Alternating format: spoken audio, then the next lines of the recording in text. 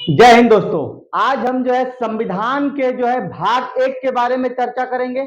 इससे पहले जो है हमने अनुसूची के बारे में चर्चा किए थे कि अनुसूची में एक अनुसूची जो है कितनी है। टोटल अनुसूची जो है अपने पास 12 अनुसूचियां है, 22 भाग है और 395 अनुच्छेद है। और हमारे पे जो सरकार शासन करती है वो किसके थ्रू करती है, तो जो है संविधान के थ्रू करती है। अगर हम कोई जुर्म करते हैं तो आईपीसी के थ्रू हमारे जो है उठा के लेके जाती है पुलिस, और इसके बाद जो है सीआरपीसी के तहत जो है कोर्ट फैसला सुनाती है। हमने अनुसूची एक को पूरे डिटेल में देखे हैं। आज अब देखते हैं जो है भाग एक के बारे में। दोस्तों, अपने Bihar SI, MP SI, UP SI, इसके बाद सीपीयू एसआई, आरपीएफ एसआई, जो एसआई के जो स्पेशली फोकस करके वीडियो फोकस कर रहे हैं।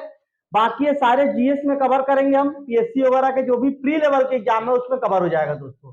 चलिए अब हम वीडियो में आगे बढ़ते हैं। भाग एक जो है 22 भागों में पहला जो भाग है ये आर्टिकल 1 से लेके 4 तक है। आर्टिकल 1 से लेके 4 तक है। इसमें जो है भाग एक में लिखा है कि भारत राज्यों का संघ है। संघ मतलब कि यूनियन।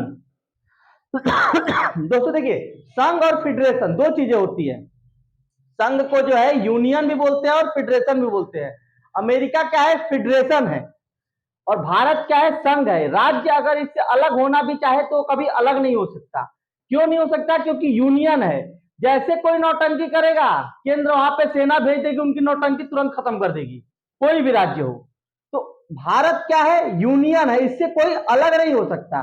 इससे जुड़ जरूर सकता है। इसी के बारे में जो है भाग एक में यही सबका डिटेल लिखा है। अगर हम भाग एक की बात करते हैं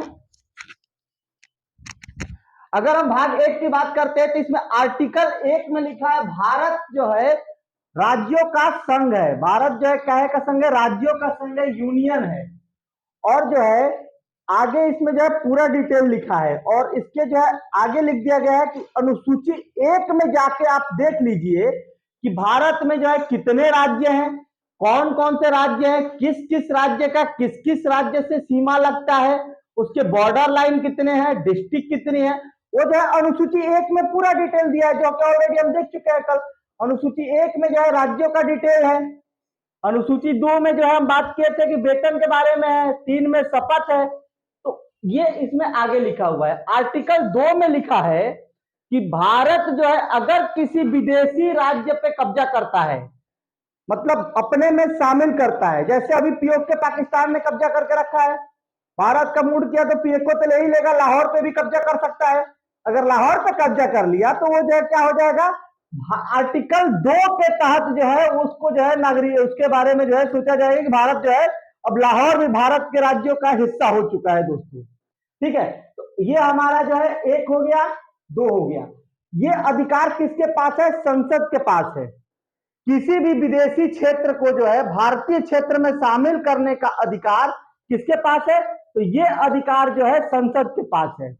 इसी प्रकार दोस्तों जो है अगर हम सिक्किम की बात करते हैं, ठीक है, अगर हम जो है 16 मई 1975, 16 मई 1975 में सिक्किम को जो है, सिक्किम भारत का 6 राज्य नहीं था, लेकिन जो है क्या था कि इसकी चर्चा जवाहरलाल नेहरू के समय से चल रही थी कि जो है वो भारत का हिस्सा बन जाए, लेकिन उसको नौटंकी थी, वहां के लोगों को नहीं शामिल होना था। धीरे धीरे जब देखे कि अगर हम भारत में नहीं मिलते हैं तो चाइना हम पे कब्जा कर लेगा, तो इस वजह से जो है सिक्किम भारत के हिस्सा बनने को तैयार हो गया।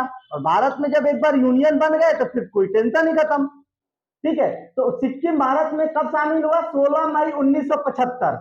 और किस आर्टिकल के थ्रू शामिल हुआ, आर्टिकल 2 के तहत। आर्टिकल 2 के तहत जो है सिक्किम भारत का जो है हिस्सा बना।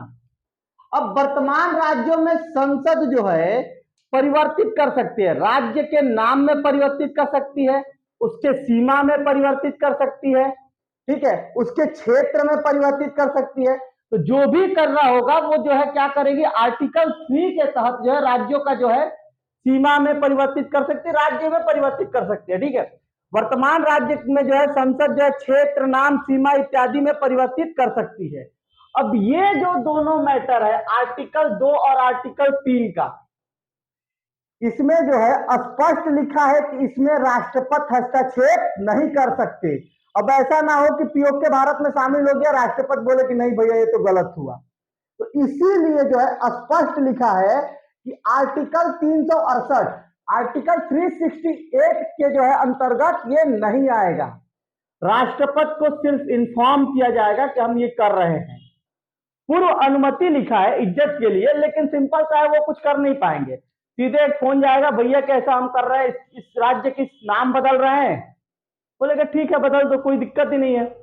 पीओके को शामिल कर रहे हैं, कोई टेंशन नहीं है। तो ये जो है आर्टिकल 2 और 3 बहुत इंपॉर्टेंट क्वेश्चन है। आर्टिकल 2 और 3 में जो है राष्ट्रपति हस्तक्षेप नहीं करेंगे, पहला इंपॉर्टेंट क्वेश्चन। दूसरा, आर्टिकल 2 और 3 जो है आर्टिकल 368 के अंतर्गत नहीं आता है, ठीक है, इससे बाहर है। दोस्तों ये बातें आपको अच्छे से समझ में आ गई। जो ऊपर वाले हम 4 आर्टिकल की बात करते हैं, आर्टिकल 1 में लिखा है कि भारत जो है राज्यों का संघ है। आर्टिकल 2 में लिखा है कि जब हम विदेशी क्षेत्र को जो है दूसरे क्षेत्रों को भारतीय सीमा में मिलाएंगे तो आर्टिकल 2 के तहत मिलाएंगे, संसद मिला सकती है। आर्टिकल 3 में लिखा है कि जो है कि किसी भी राज्य के नाम में, सीमा में, क्षेत्र में परिवर्तित संसद कर सकती है, आर्टिकल 3 में लिखा है। आर्टिकल 4 में लिखा है कि 2 और 3 में जो है जो बातें लिखी गई है इसके जो है इसमें राष्ट्रपति हस्तक्षेप नहीं कर सकते, राष्ट्रपति को पहले से जो है अनुमति ली जाती है दोनों मैटर में, ठीक है।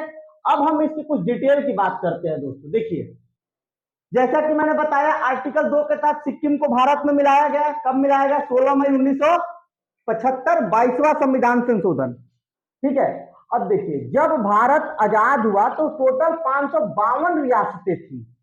कितनी रियासतें थी? 552, 552 रियासतें थी। ये बहुत मुश्किल काम था दोस्तों। आज बैठ के जो है व्हाट्सएप के यूनिवर्सिटी में बहुत लोग जान बांटते हैं, लेकिन जिस समय पंडित नेहरू को जो है जो भारत मिला था, सरदार पटेल को जो है भारत मिला था, इतना आसान नहीं था। 552 रियासतों को एक करना, आप जो है घर के 5 सदस्य को एक नहीं कर सकते, अब खुद करके देख लेना। जबकि सरदार पटेल जो है इतने बड़े काम 552 रियासतों को एक किए। इसमें 3-4 लोग नौटंकी किए, आगे हम उसकी डिस्कस करेंगे। अभी बात करते हैं जब 552 रियासतें थी, इसको जो है 4 भागों में अंग्रेजों ने बांटा, part A, part B, part C और पार्ट डी, ठीक है। ये जो है 4 भागों में बांटा है, part A, part B, part C, part D.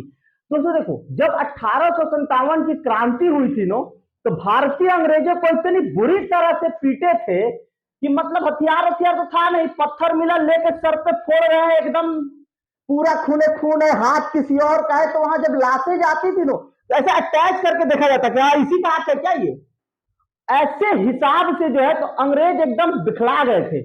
Company उस समय शासन कर रही थी, नियम कानून कंपनी बना रही थी, राजा से एग्रीमेंट था, मतलब वहां के जो है एग्रीमेंट ये था कि आप जो है हमें क्या करोगे, प्रशासनिक सेवा दोगे, हमको सुरक्षा दोगे। तो सैनिक किसकी? ब्रिटिश सरकार की। और कंपनी क्या फायदा कर रही थी और 50% मुनाफा सरकार को देती थी। इस वजह से क्या हुआ, जब 1857 में भयंकर जो है अंग्रेज मारे गए, और वो भी लाश ऐसी जाती थी जो पहचानने योग्य नहीं हो, तो फिर इसके बाद राजा ने बोला कि भैया अब हम सत्ता अपने हाथ में लेंगे, नियम कानून हम बनाएंगे। और ये घोषणा किए थे कि अब जो है हड़प नीति के तहत कोई राज्य भारत में जो है, कोई राज्य ब्रिटिश सरकार जो है नहीं मिलाएगी, ठीक है। ब्लैक डलहौजी का हड़प नीति था, ठीक है। तो इसके बाद लेकिन वो फिर दिमाग चलाया, वो जो है एक जो है क्या क्या कमिश्नरी लागू कर दिया, मतलब जो भी बड़े डिस्ट्रिक्ट थे वहां कमिश्नरी सिस्टम लगा दिया। अंग्रेज अपने में तो नहीं मिलाया, लेकिन क्या क्या कमिश्नरी लागू कर दिया था। उस कमिश्नरी से क्या होता था कि इनडायरेक्टली वो शासन करता था। तो पार्ट ए में जो रखा गया, जो सीधे ब्रिटिश का कब्जा था, वैसे क्षेत्र जहां पे सीधे ब्रिटिश का कब्जा था उसको पार्ट ए में रखा गया। जबकि पार्ट बी में जो है राजा रजवाड़ों की जो है जो एरिया था, राजा हो जाते, वहां पार्ट बी में रखा गया। और पार्ट सी में कमिश्नरी को रखा गया और पार्ट डी में केंद्र शासित प्रदेश रखे गए। दोस्तों आपको यहां तक बात समझ में आ गई? Part A, part B, part C, part D. Part A में कौन है? जो ब्रिटिश के सत्ता जो है, ब्रिटिश सरकार जो डायरेक्ट कब्जा की थी। पार्ट बी कौन है? राजा रजवाड़ों का क्षेत्र है। पार्ट सी कौन है? कमिश्नरी वाला है, जैसे भोपाल कमिश्नरी में था, ठीक है। पार्ट डी क्या है? पार्ट डी जो है केंद्र शासित प्रदेश बना दिया गया। चलिए अब देखिए, अब ये जिम्मेदारी जो है किसको मिली थी? सरदार पटेल जी को। उनका साथ कौन दे रहे थे? बीपी मेनन। और माउंट बेटन का जो झुकाव था भारत की तरफ था। माउंट बेटन के पास जो है भारत की प्रशासनिक सुविधा देखने की थी कि मतलब कहीं बवाल वगैरह ना हो, और जो कि बॉर्डर लाइन बनाने का था वो रेड क्लिफ के पास था। भारत पाकिस्तान का बंटवारा का जो है रेड क्लिफ के पास था। नेहरू जी चाहते थे कि लाहौर भारत को मिले। ये जो बंटवारा हुआ था जातिवाद का हुआ था, मुस्लिम और हिंदू के पक्ष में हुआ था, लेकिन रेड क्लिफ का झुकाव कहां था? उधर था। और जब ये रियासतों को मिलाया जाता था दोस्तों, तो एक बात बताओ, आज जो है मान लो कि जो है आपके पास सेना ही ना रहे तो आप क्या कर सकते हो? आज मोदी जी हैं, अगर उनके पास अधिकार में सेना ही नहीं रहेगी तो कहां जाकर सर्जिकल स्ट्राइक कर पाएंगे? वही हालत सरदार पटेल जी का था। आप जो है जब सेना ही नहीं रहेगी, सेना का अध्यक्ष कौन था? ब्रिटिश था। जो है मेन चीफ कौन थे? ब्रिटेन वाले थे, अंग्रेज थे। भारत के और पाकिस्तान के दोनों थे। अब इसमें कुछ जो है जैसे कि हैदराबाद है, जूनागढ़ है, जम्मू कश्मीर है, ये तीन मेजर बच गए जो कि नौटंकी कर रहे थे। अब इनकी नौटंकी थोड़ा सा देख लेते हैं। देखिए, जम्मू कश्मीर पे आते हैं मैं बाद में, पहले बात करते हैं हैदराबाद की। हैदराबाद के जो निजाम थे वो मुस्लिम थे, वहां की जनता हिंदू थी। जनता चाह रही थी कि भारत में हम मिले, लेकिन निजाम चाह रहे थे कि हम पाकिस्तान में मिले। उनको कुत्ता पालने का बहुत ज्यादा शौक था, ऐसा बोला जाता है 1200 के आसपास कुत्ता पाल के रखे थे वो। ठीक है, वो पाकिस्तान गए। इधर जो है सॉरी, मतलब कि ये जो है हैदराबाद के निजाम जो है वो पाकिस्तान में मिलना चाह रहे थे, अब मान नहीं रहे थे। सरदार पटेल ने जो है बोले कि सेना से भेजते हैं, अंग्रेज ने मना कर दिया। फिर ये जो है क्या किए, जो है जो आजाद हिंद फौज के सैनिक थे उनको पुलिस की वर्दी पहना के एकदम भेज दिए। और वहां पे जो है पोलो के तहत, ऑपरेशन पोलो के तहत जो है पुलिस कार्रवाई द्वारा जो है हैदराबाद को भारतीय जो है भारतीय क्षेत्र में मिला लिया गया। उनकी नौटंकी खत्म, वो पाकिस्तान उनको भेज दिया गया। तो हैदराबाद भारतीय में कैसे मिले? ऑपरेशन पोलो के तहत। ये क्या थी? पुलिस कार्रवाई थी। ये इतना हरामी था, तुरंत यूएनए में फोन लगा दिया था। तो सरदार पटेल जी बोले वो कहा हम सेना भेजे हैं, वहां तो दंगे हो रहे थे, पुलिस कार्रवाई है, वो शांत करने के लिए हम पुलिस को भेजे थे। ठीक है, तो ये जो है हैदराबाद के जो है निजाम जो है पुलिस कार्रवाई और ऑपरेशन पोलो के तहत जो है पोलो के तहत जो है क्या हुआ था? हैदराबाद को मिलाया गया था। अब बात करते हैं जूनागढ़। जूनागढ़ में जो है देखिए जनमत संग्रह कराया गया। जब वहां के जो है पाकिस्तान ये भी मिलना चाह रहे थे, जब पाकिस्तान मिलना चाह रहे थे, जैसे उधर गए यहाँ पे जनमत संग्रह कराया गया और तुरंत क्या हुआ? तुरंत जो है भारत में शामिल कर लिया गया। तो हैदराबाद ऑपरेशन पोलो के तहत मिलाया गया, जबकि जूनागढ़ जो है जनमत संग्रह। अब राजा हरि सिंह जो है एक अलग नौटंकी पे चल रहे थे। उनको तो अलग देश चाहिए, ना भारत में रहेंगे ना पाकिस्तान में रहेंगे। अजिन्ना दिमाग का बहुत तेज था। मैं वो सोचा जब पटेल साहब जो है पुलिस कार्रवाई द्वारा जो है हैदराबाद को मिला सकते हैं, तो हम क्यों नहीं जम्मू कश्मीर को मिला सकते हैं? लेकिन अब भारत के पास तो पुलिस थी, मजबूत पुलिस थी, लेकिन उसके पास तो थी नहीं पुलिस ताकतवर। उसने कहा चलो ठीक है, हमारे पास आतंकवादी, आतंकवादी को भेजते हैं। भारतीय पुलिस जो हैदराबाद में इंसानियत निभाई थी, और उसके जिन्ना के आतंकवादी जो है इंसानियत को शर्मसार कर दिए थे। लड़कियों से, मां बहन बेटियों से बलात्कार करते थे, मर्डर करते थे, बच्चों के तक मारे। अब राजा हरि सिंह के दिमाग खुला, रहे यार ये तो हमारे भी, हमको भी नहीं छोड़ेगा। तो फिर जो है दौड़े दौड़े आए जवाहरलाल नेहरू के पास, साहब मिला लो, आप कुछ कार्रवाई करो। सरदार पटेल नहीं, पहले तू साइन कर फिर कार्रवाई करेंगे हम। और इसके बाद जो है वो मजबूर हुए साइन करने के लिए।